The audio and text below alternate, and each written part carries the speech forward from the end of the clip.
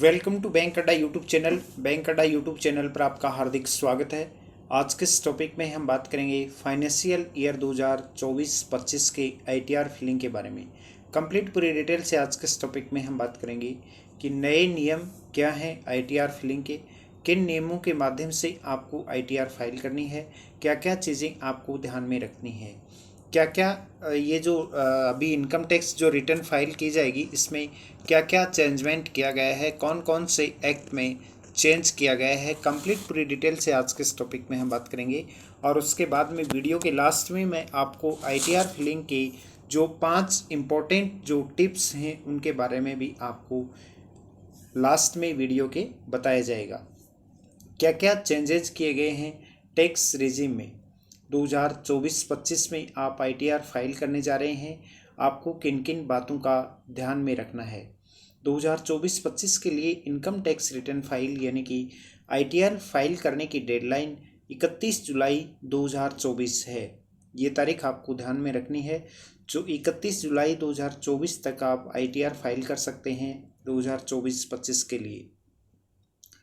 अगर आप income tax return भरने की तैयारी में हैं तो अभी आप हड़बड़ी बिल्कुल भी नहीं करें। आयकर विभाग ने आईटीआर फाइलिंग प्रोसेस को आसान बनाने के लिए मैनुअल इंफॉर्मेशन स्टेटमेंट यानी कि एआईएस और टैक्स पेयर इंफॉर्मेशन समरी यानी कि टीआईएस की शुरुआत की है। एआईएस मई के पहले हफ्ते में जारी होने की उम्मीद है। वहीं कंपनियों ने फॉर्म 16 भी जारी नहीं किया है अभी तक। आईटीआर भरना बेहद आसान हो गया है।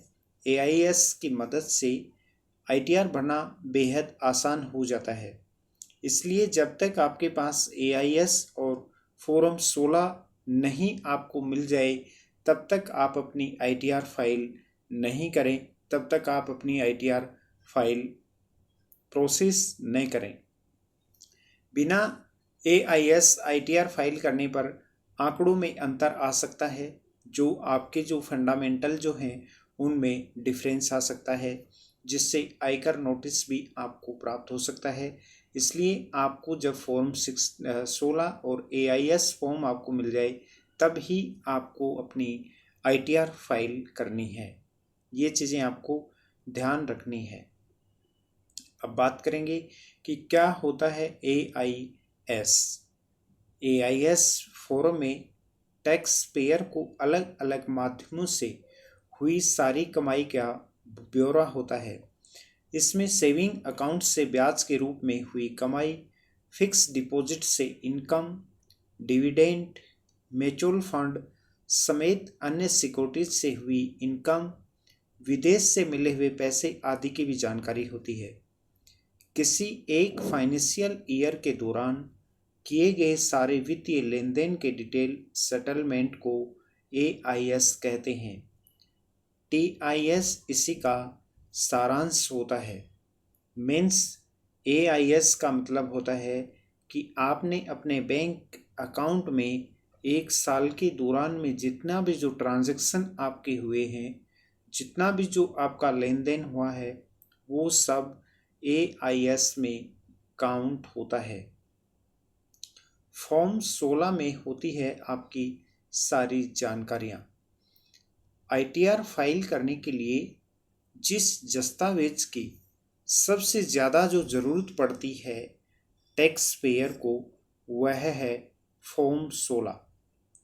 फॉर्म 16 एक तरह का टैक्स यानी कि टीडीएस सर्टिफिकेट होता है जो एम्प्लॉयर यानी कि आपका डिपार्टमेंट या आपकी कंपनी या आपका विभाग अपने कर्मचारियों को प्रदान करता है। इसमें पूरे वित्त वर्ष की सैलरी से इनकम, एग्जम्पशन यानी कि छूट और डिडक्शन यानी कि कटौती के साथ सैलरी से काटे गए टीडीएस की भी पूरी जानकारी होती है। फॉर्म 16 मिलते ही पहले आप कौन सा काम आपको करना चाहिए।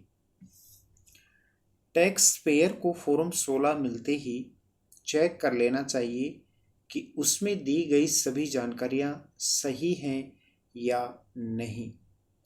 यदि कोई त्रुटि मिलने हो अगर उसमें, तो आप तुरंत अपने नियोक्ता या अपनी कंपनी या अपने डिपार्टमेंट से संपर्क कर इसे ठीक करवाएं, करेक्ट करवाएं।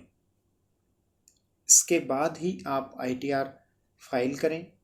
फॉर्म 16 में कटे टीडीएस का मिलान इनकम टैक्स विभाग की वेबसाइट पर मौजूद फॉर्म 26 एएस और एनुअल इंफॉर्मेशन स्टेटमेंट यानी कि एआईएस से आपको जरूर करनी चाहिए। टीडीएस कटौती की रकम इन दोनों में समान होनी चाहिए। उसी के बाद में आप आईटीआर फाइल करें। अलाउंस की डिटेल भी आपको चेक करनी है। आप देख लें कि आपकी फॉर्म 16 में अलाउंस आदि को दर्शाया गया है या नहीं। इसमें हाउस रेंट अलाउंस यानी कि एचआरए और लीव ट्रेवल असिस्टेंट यानी कि एलटीए बहुत ही महत्वपूर्ण होता है। इसको भी आपको ध्यान से चेक करना है। और क्या क्या डिटेल आपको चेक करनी चाहिए फॉर्म 16 में, आप देखें कि पैन नंबर आपका बिल्कुल सही है या नहीं। अगर पैन नंबर आपका गलत दिया हुआ है तो आप टैक्स रिफंड क्लेम नहीं कर पाएंगे और आपको टैक्स रिफंड करने में दिक्कत हो सकती है। फॉर्म 16 में अपना नाम, पता और कंपनी का टैन नंबर भी आप जरूर चेक करें।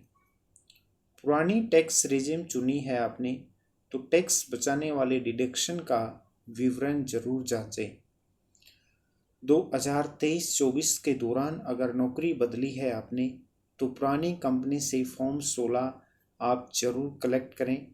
कंपनी से फॉर्म 16 लेना बिल्कुल भी न भूलें, वरना आपको दिक्कत का सामना हो सकता है। आय की सही जानकारी आपको देनी है। जानबूझकर या गलती से आय का स्रोत नहीं बताएं तो टैक्स नोटिस आ जाएगा। यदि आपने कोई गलत जानकारी दी है तो टैक्स नोटिस आ सकता है। ये था आज का अपना बहुत इम्पोर्टेंट टॉपिक। ऐसे ही टॉपिक आपको नियमित हमारे इस यूट्यूब चैनल बैंक अड्डा पर मिलते रहते हैं। बैंकिंग, फाइनेंस, इन्वेस्टमेंट से जुड़ी हुई हर एक महत्वपूर्ण जानकारी के लिए नियमित आप हमारे इस यूट्यूब चैनल पर बने रहें। चैनल को यदि आपने सब्सक्राइब नहीं किया है तो सब्सक्राइब करके घंटी वाले निशान पर क्लिक अवश्य करें। उसके साथ में आप लाइक, शेयर और कमेंट जरूर करें। यदि आपने इनकम टैक्स फाइल भरते समय आपको किसी प्रकार की कोई दिक्कत हो या फिर आईटीआर फाइल करने से संबंधित आपका कोई भी क्वेश्चन हो तो आप अभी कमेंट बॉक्स में कमेंट करके बताइए, हम आपकी हेल्प जरूर करेंगे। इनकम टैक्स रिटर्न में एटीसी का टैक्स रिबेट लेने के लिए आपके पास किसी भी प्रकार का कोई टर्म इंश्योरेंस, हेल्थ इंश्योरेंस या लाइफ इंश्योरेंस होना चाहिए।